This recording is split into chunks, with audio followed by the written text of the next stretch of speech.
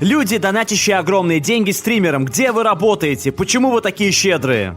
Мой друг донатит заоблачные суммы стримерам. Его логика состоит в том, что если люди перестанут донатить, то стримеры перестанут играть. А он так сильно их любит. Он нигде не работает и пользуется деньгами своих родителей. Они очень богаты, и им плевать, на что их сын тратит деньги, лишь бы не тревожил их. Так что да, на этом примере вы можете видеть, почему люди начинают испытывать проблемы с недостатком внимания. Ого, какой странный подход к воспитанию. Не странный, просто плохой. Судя по тому, как он написал их и как они обращаются с тем парнем, они наверняка никогда его не любили. В результате у него явные проблемы с социализацией, и он наверняка думает, что все люди злые по умолчанию. И это все из-за нелюбящих родителей из высшего общества. Это очень грустно. На самом деле я бедный, мне просто хочется внимания.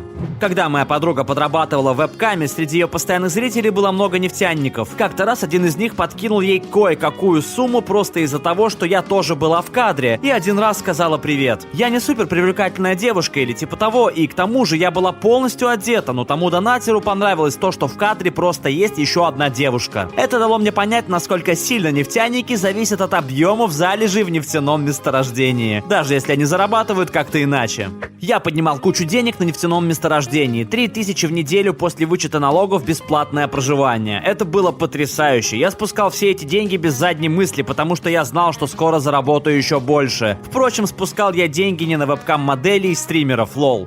Немного из другой области, но у меня есть платина на Патреоне за донаты одному YouTube-каналу, посвященному выпечке. Я смотрю этот канал с самого его появления на YouTube, и его ведущая определенно научила меня многому в выпечке. Именно благодаря ей я смог открыть небольшой бизнес по продаже тортов и прочих сладостей. Моя основная работа в сфере финансов. Так что, когда рекламодатели начали массово прижимать ютуберов, конечно же, я помог ей. Изменено. Для тех, кто пытался угадать, о ком именно идет речь, многие были правы. Это действительно канал How to Cook That. Энн превосходна, и вам определенно стоит заценить ее канал. Нердинамис я тоже люблю, но у Рос с заработком все в порядке.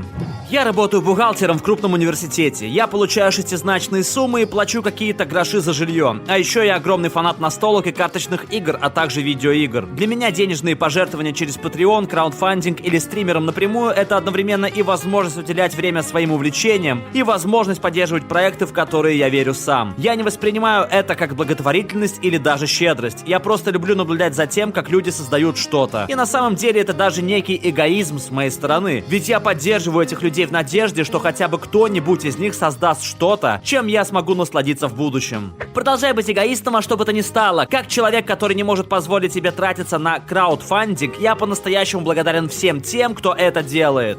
Просто хочу сделать день какому-нибудь стримеру. Я смотрел стрим какого-то подростка, ему было около 14, но играл он достаточно профессионально и держал себя в руках даже когда проигрывал. У него было 25 зрителей или вроде того. Среди них был какой-то идиот, который постоянно писал в чат, что закинет этому парню 20 баксов, если он выиграет игру. Насколько я помню, тогда он играл в Fortnite, не судите строго, мне было скучно. Так вот, тот парень выиграл матч, и тот чел в чате сказал, что не собирается скидывать ему деньги, и откровенно насмехался над парнем за то, что тот якобы поверил ему. На самом же деле парень и не думал, что тот чел будет ему что-то скидывать. Тогда я задонатил парню $50, а в комменте к донату высмеял того чела из чата, выставив его позером и нищебродом, которому все равно не хватило бы денег на донат. Тот идиот вышел из чата, не написал ни слова. А вот лицо стримера после моего доната выглядело просто уморительно. Вероятно, я сделал его неделю.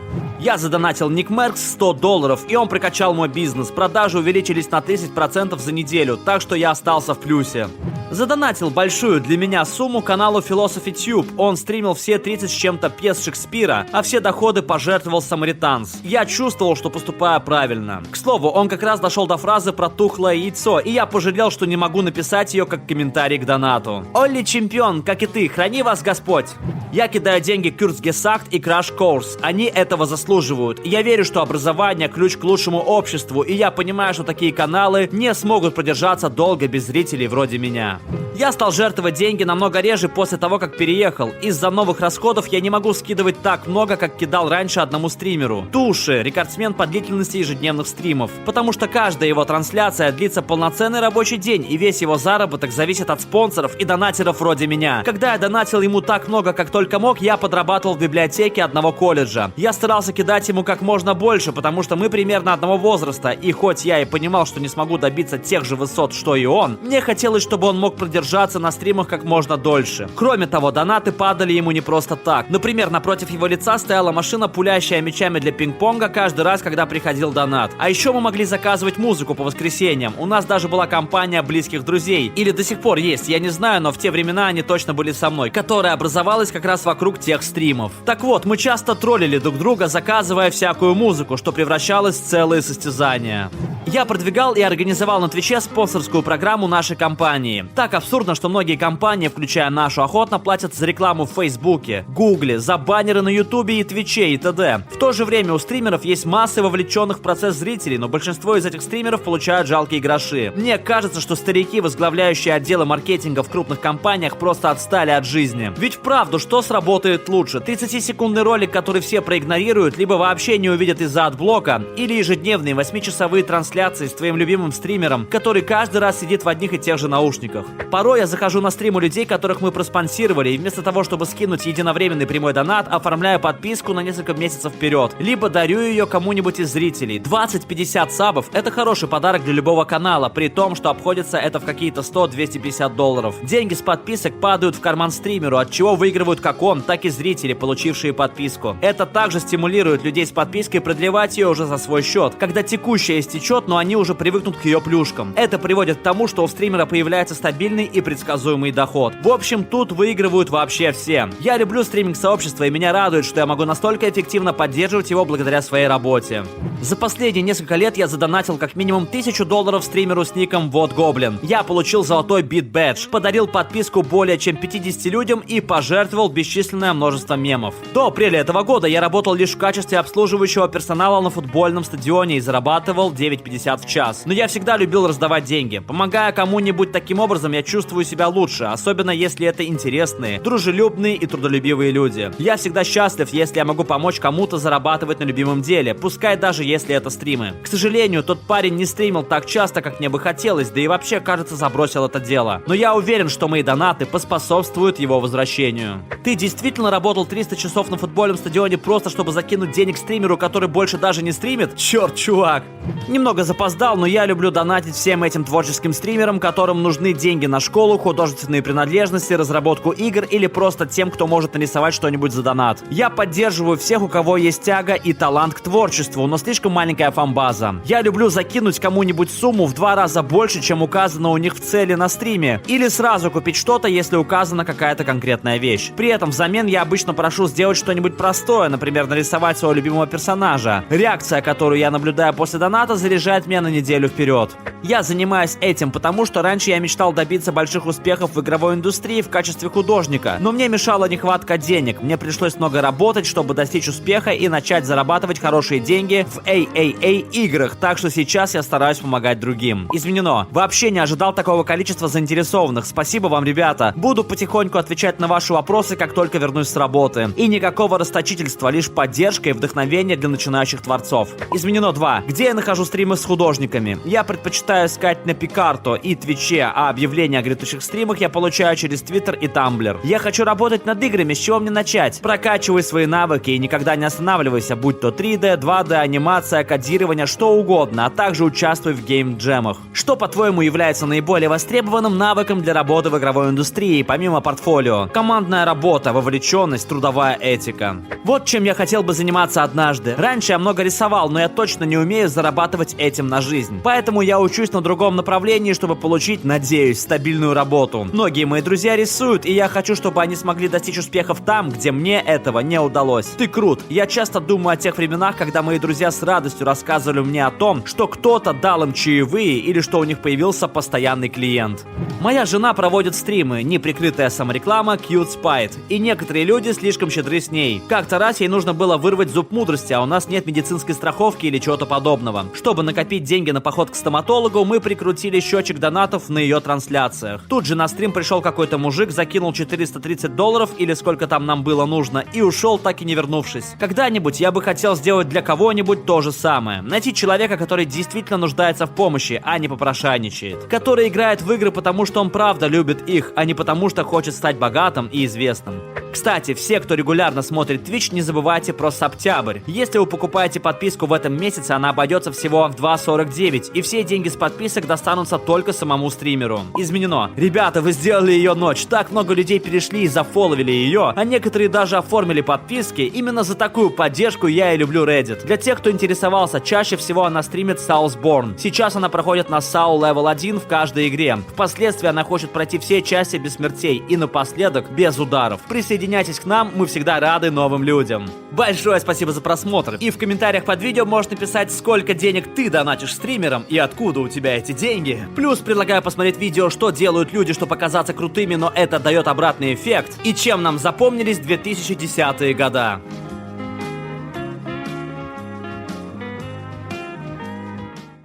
Alright, everyone's presentations are done. Nick, the manager, said as he tried to move the discussion forward. Excuse me, I haven't. I recently found out something. Nick interrupted me and began to speak. There's apparently someone in this department who didn't graduate high school and is just a part-timer. Meetings should be for employees only. Absolutely right. His lackey, Mike, of course, agreed with Nick. I'm leaving. After leaving the meeting room, I started to shut down my computer. I noticed that an email had arrived, not in my personal inbox, but in the company's shared email. Thinking, there's no point in speaking up, no one will listen, I went home quietly. The next day, I heard a commotion from Nick's desk. He was staring at his computer screen, his face pale. Nick? Is something wrong? Mike looked at the screen with him. And he turned even paler than Nick. Why is he so angry? Knowing the reason for Mike's distress, I thought to myself, serves them right. My name is Adam. My mother passed away when I was in the 9th grade, and I was raised by my father. Well, you could hardly call it being raised. After my mother passed, my father changed. He drowned his sorrows in alcohol, and though he still went to work, he squandered our living expenses on horse racing. Because of that, I had to start working part-time as soon as I entered high school. Every month, I went to the convenience store with bills in hand that couldn't be auto-deducted from my father's account. Even though I endured it because I didn't want to be alone, I reached my limit in my second year of high school and dropped out. I found a live-in job at a distant inn. Thank you for everything. The day I left home, my father, still staring at the TV, spoke. Take care. That was our last conversation. Back then, 18 wasn't the age of majority, so I needed my father's permission to work, and I couldn't hide my place of employment. Yet, my father never visited me even once. I kept working just to survive, and before I knew it, I was 42. Years of hard work paid off, and I was transferred to the headquarters.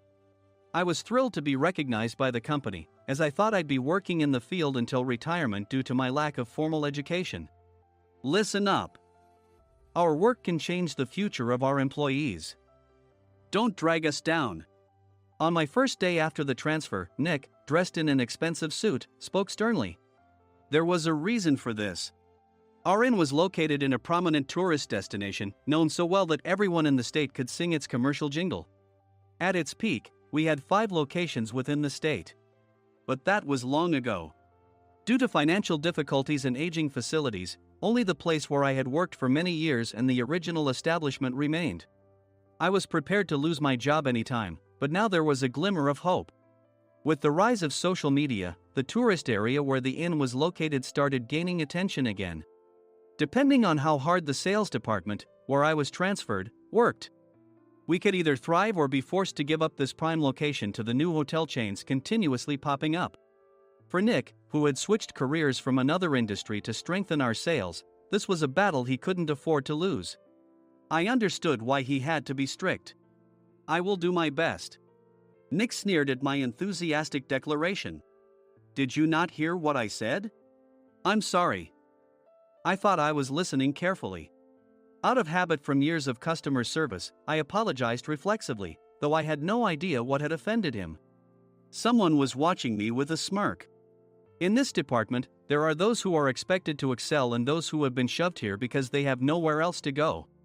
You are the latter. It was Mike, the section chief. He's 7 years younger, at 35. But he was called to headquarters much earlier than I was and had been moving around within the headquarters ever since. I'm not jealous, but I can't accept that he's my boss.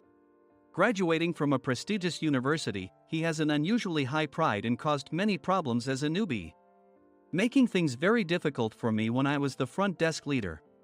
When I found out Mike was transferred to the sales department a month before me, I was disheartened. Mike is right. With just a middle school diploma, there's not much you can do. Don't even think about achieving results. As if I didn't exist, Nick remarked, "I'm thirsty." Mike eagerly ran to the coffee maker. It seems Mike is Nick's lackey. I regretted being happy about my transfer to headquarters, wishing I had stayed on site forever. Send a direct mail to every company on this list by the end of the day. Nick only assigned me tasks that even a new graduate could handle. What? There are over 1,000 companies. You want me to send to all of them by today? Yes, if you and your fellow misfits split the work, even those with nowhere else to go should finish by today. I glanced at the employees typing away expressionlessly. They were worn out from customer service, only thinking about leaving on time, or were women reassigned after having children, with zero motivation for work. Even Sam, a new graduate from the same university as Mike, who was supposed to be among the expected achievers, had no enthusiasm for the job, having joined the company wanting to do customer service. "I don't care what they say, I plan to quit any time," he said. Only Nick and Mike were highly motivated, making all the decisions between the two of them. I originally only wanted to work at the inn to survive and had no particular attachment to this job. I swallowed my words, thinking I had no right to reprimand them. About a month after the transfer, Nick told us with a frustrated look, "To commemorate the 50th anniversary, we've decided to create a plan exclusive for one group per day." Originally, Mike and I were supposed to come up with it, but our president, Mr. Thompson, insists on hearing everyone's opinions. "So, you all get a chance." As Nick explained, Mike began handing out prints. Make sure not to embarrass Nick. If your ideas are half-baked, you'll have to redo them. It seemed that they had printed his handwritten notes by Mr. Thompson, which included several questions and a section for free responses.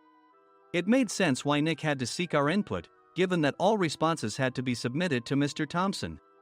We were given a week to think about it, and a meeting was scheduled to compile our ideas. My plan is to let guests enjoy both the old and modern America. Nick began the presentations. Guests would watch a master confectioner at a nearby traditional sweet shop make sweets in front of them. The welcome drink would be premium tea in a bottle. Nick's plan was certainly attractive. After his presentation, Nick called on us to present in the order we were seated.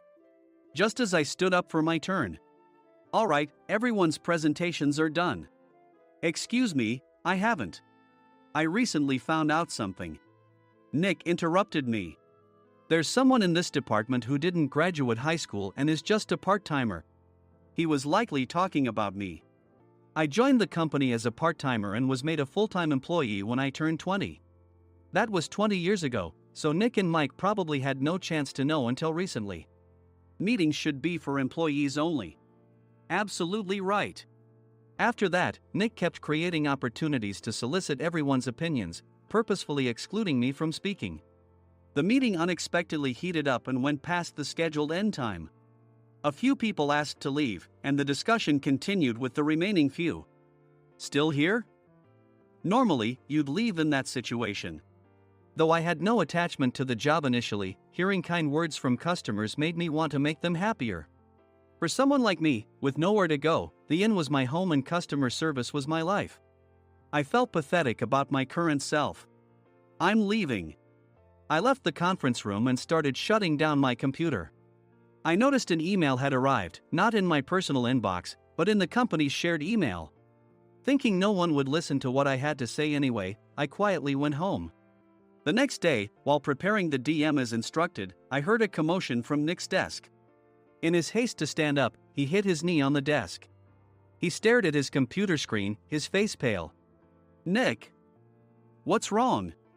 Mike, thinking he should be the first to rush over, approached Nick while still wearing his coat. He peered at the screen with Nick. And he turned even paler than Nick. Why is he so angry? Who is responsible for this company? Nick, more irritated than ever, asked, and Mike answered without checking.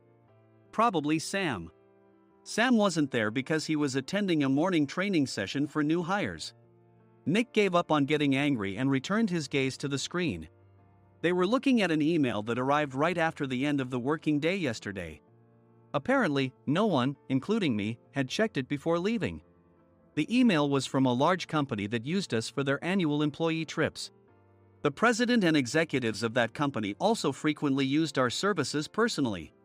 President of the company, Mr. Mason himself, had declared that neither he nor his company would ever use our services again. Well, some companies cancel their employee trips or stop using our services due to financial struggles. Let's just move on. Mike kept wiping the sweat from his forehead with a handkerchief. Knowing why Mike was so agitated, I quietly watched their interaction. Do you know how much revenue we get from that company? We can find other guests to fill the rooms, but we'll lose the banquet costs, gift shop revenue, rental car fees, and more. Moreover, the gifts were supposed to be prepared by the traditional confectionery shop involved in Nick's proposed plan. If it's known that we incurred such a huge loss at this critical time, Nick's position in the company would be jeopardized. Nick took a deep breath, seemingly trying to calm himself. All right, Mike. Go to New York right now and apologize to Mr. Mason. What? You're coming with me, right? I have urgent work to do. I trust you, which is why I'm entrusting this to you. Please. Mike, believing Nick's sincerity, agreed with a determined look on his face, saying, yes. That's Nick for you. Even if Mike went to apologize, Nick would shift all the blame onto him if the client didn't change their mind. Well, it was Mike's fault to begin with, so it served him right. About 3 hours later, Sam answered a call from somewhere and repeatedly apologized, saying, I'm very sorry. Everyone watched to see what was happening. After ending the call, he informed Nick with a weary tone. When Mike arrived at the client's company, he only made things worse, further infuriating Mr. Mason. He was demanding, get his boss here immediately. It was no wonder Sam was exhausted, dealing with such a call right after returning from training. What is that idiot doing? All right, Adam, you're coming with me. If sacrificing Mike didn't work, then I must be next. Normally, I'd want to refuse at all costs, but I saw an opportunity in this situation. If I can be of assistance, I'd be happy to join you. I obediently followed Nick, and we flew to New York. When we introduced ourselves at the reception, it became clear how serious the situation was, as the receptionist personally escorted us to the president's office. Angry voices leaked through the door, making both Nick and me uneasy. Excuse me. I'm Nick, the supervisor. I understand my subordinate has caused you trouble, and I deeply apologize. Nick, with his experience in the corporate world, knew enough to offer an apology before excuses. However, his customer service skills left much to be desired. I sighed as I saw Mike trembling like a small dog in the corner of the room. What kind of training are you giving your subordinates? Mr. Mason glared at Nick with a red face. The intensity of his gaze made even Nick take a step back. Regrettably, I joined this company only 2 years ago and was unaware of Mike's issues. I should have identified his shortcomings sooner. Indeed. I should have realized sooner. No sensible person would come to apologize and then give a lengthy presentation on the drawbacks of not using their in. Nick froze, his mouth slightly open. Suspecting the worst, I picked up the documents that had fallen to the floor. It seemed Mike hastily prepared these documents on the plane, listing the disadvantages. Disadvantage 1: if you change the venue for the company trip, employees might suspect it's for cost-cutting reasons, leading to a negative impression. Reading it aloud half-jokingly, Nick snatched the papers from my hand and checked the contents with a furious expression. Among the stack of documents was a receipt from a nearby convenience store's copy machine. I felt a pang of dread, hoping he hadn't shown the receipt as well. What do you think he said when I asked what kind of nerve he had to do this? I'm very sorry. Faced with the dire situation, Nick must have thought there was nothing left to do but apologize. In a voice smaller than I'd ever heard from him, he uttered words of apology. He said, I'm a Harvard graduate. I don't believe I said anything wrong. Mike, what have you done? Forgetting his plan to pin the blame on Mike, Nick yelled loudly, even in front of Mr. Mason. I didn't do anything wrong. You're still saying that? Look at him. Mike pointed at me with a shaking hand. I was assigned to headquarters in my 20s and now I'm a section chief. This guy only made it to headquarters at 42.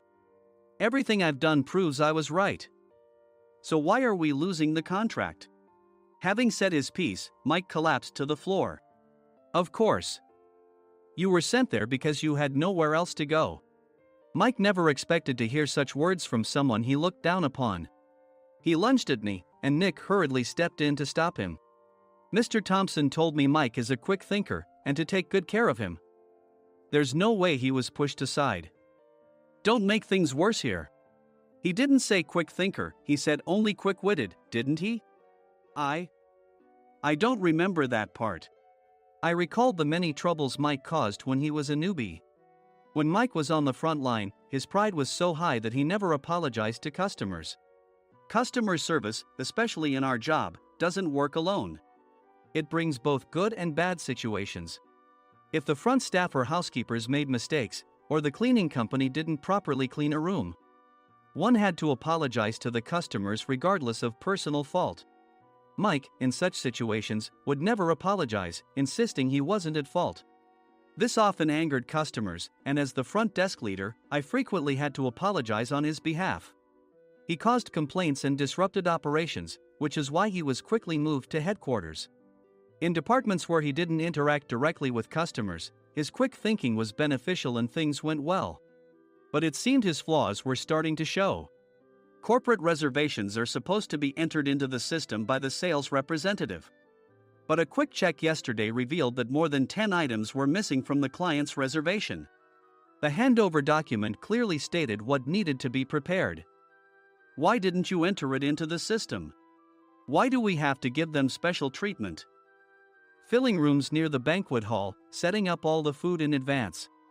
Specifying the brand of wine, they're too demanding. No wonder he always angered customers, I thought, feeling a headache coming on. Grouping them in rooms near the banquet hall is for our benefit too. It makes it easier for the staff to set up beds and serve breakfast since everyone's schedule is synchronized. As for the other requests, Mr. Mason suggested them to lighten our load. I didn't know that. Nick finally seemed to realize that Mike was the one who had angered the client. What did you say to them? I just told them we wouldn't give them special treatment anymore. We shouldn't waste effort on things that don't bring in money. I was utterly exasperated at his lack of understanding of customer service. Of course, we shouldn't comply with unreasonable demands. But carrying over successful practices from past stays makes customers feel remembered and enhances their experience. Good memories encourage repeat visits. That's part of our job. I looked down at Mike, who was sitting on the floor. In our job, nothing is a waste. Mr. Thompson likely moved you to the sales department, hoping you'd finally understand this. How do you think he feels now that you've failed to meet his expectations? Mike, tears in his eyes, fled the president's office.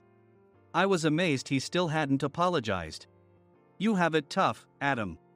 It's okay, we're all employees of the same company. I deeply apologize for this disrespectful incident. Especially after all the care you've shown us. If it weren't for you, Adam, I really would have stopped staying here. When I heard you were moving to the sales department, I was willing to reconsider if you handled it. Seeing us talk so amicably, Nick's face contorted.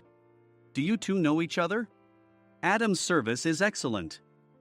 I always requested him specifically. Normally, we don't accept specific staff requests, but we made an exception for Mr. Mason, adjusting my shifts accordingly. He had personally stayed at our hotel just before my transfer, and during casual conversation, I mentioned, I'm moving to the sales department soon. If I hadn't told him then, things could have been much worse. Please continue to take care of us. I look forward to it. On the return flight, Nick awkwardly offered me a can of beer. It's still working hours. Of course, I had no intention of forgiving him for a single beer. Nick might try to pin everything on Mike and avoid any consequences. While pondering this, a startling fact came to light. Nick, the tea bottles for the plan have arrived. I handed Nick a bottle labeled with our inn's name. They look good. What are you talking about? These are plastic bottles. I had assumed we would use the trendy, high-end bottling tea. But what arrived were ordinary plastic bottles of tea with customized labels. The only unique aspect was the label, which had the inn's name, making it look customized.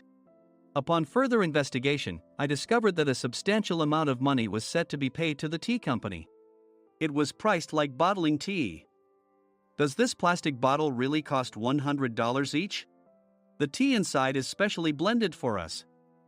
The extra cost is for that. Wouldn't it be better to use another tea company? Or is there a specific reason we must use this one? As Nick continued to make excuses, I showed him a printed email. I informed the tea company's president, Mr. Mitchell, that we discovered irregular payments and he confessed. He said you two were high school classmates and planned to split the extra money. That idiot. Why did he confess? That's not important. You should worry about yourself, this could turn into a police matter. Opening the bottle cap, I suggested. How about calming down with this tea? It supposedly has a relaxing effect. Nick drank the tea frantically. In the following days, decisions were made about their fates. Mike was reassigned to the General Affairs Department, with no chance of transfer or promotion, as per Mr. Thompson's orders. As for Nick, since the payment to the tea company hadn't yet been made, he narrowly avoided legal trouble. Instead, he was encouraged to leave the company, and to avoid further complications, Nick submitted his resignation. Rumor has it that connections between HR departments have made it difficult for him to find new employment. Even though it was good to have those two gone, something unexpected happened in the sales department. Everyone became motivated and united in refining the 50th anniversary plan. In the end, my plan was adopted. We collaborated with the Tourist Information Center to provide personalized guides. The plan, tailored to the number of guests, was truly special for the 50th anniversary. Hey, is Adam's family coming to stay? I immediately booked that special plan for my family. Sam noticed it on the reservation list and quickly picked up on it. Yes, I'm inviting my father. That's great. I might invite my parents too. I lacked the courage to face my father just as Adam. But here, with the confidence Mr. Mason praised, I felt ready. The 50th anniversary plan was a perfect opportunity to reconnect with my father. I hoped to bring back the days when we could laugh together as we once did.